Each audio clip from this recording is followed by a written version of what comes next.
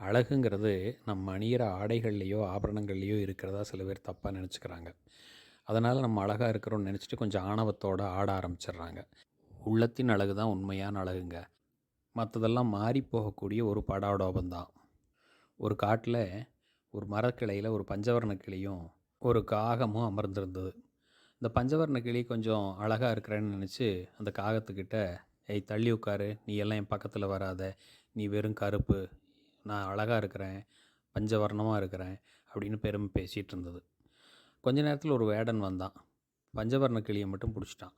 அடடா இப்படி மாட்டிக்கிச்சே, இதை கொண்டு போய் நீ அவன் என்ன பாடுபடுத்த போகிறானோ அப்படின்னு நினச்சிட்டு இருந்த காகம் அவனுக்கு பின்னாலேயே பறந்து போச்சு. தன் வீட்டில் இருந்த கூண்டில் அந்த கிளியை அடைச்சி வச்ச வேடன் அந்த கிளியை பேச வைக்கிறதுக்கு பூண்டை சூடு பண்ணி அந்த கிளியோட நாக்கில் சூடு வச்சிட்டு இருந்தான்.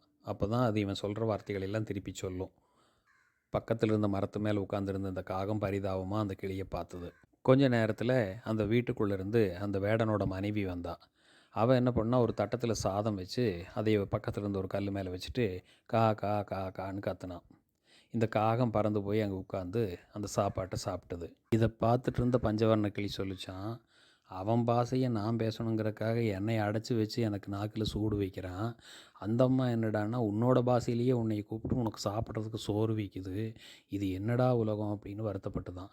அப்புறம் தான் சொல்லிச்சான், ஐயோ நான் அழகாக இருக்கிறேன்னு ஆணவப்பட்டு உன்னை அவமானப்படுத்தினேன். அது நான் பண்ண பெரிய தப்பு. அதுக்கு தான் ஆண்டவன் எனக்கு இந்த தண்டனையை கொடுத்துட்டான்னு. என்றைக்குமே அழகுங்கிறது ஆபத்து. அதுக்காக கர்வப்படுறது அதை விட ஆபத்துங்கிறத நம்ம புரிஞ்சுக்கணுங்க. இது குழந்தைகளுக்கு சொல்கிற கதையல்லங்க, நிறைய பெரியவங்களுக்கு சொல்ல வேண்டிய கதைங்க. அழகு என்பது அகம் சார்ந்த விஷயம். அதை ஆராதனை செய்வோம். அன்புடன் ஆர் ஜெகநாதன் சிறுமுகை. வணக்கம்.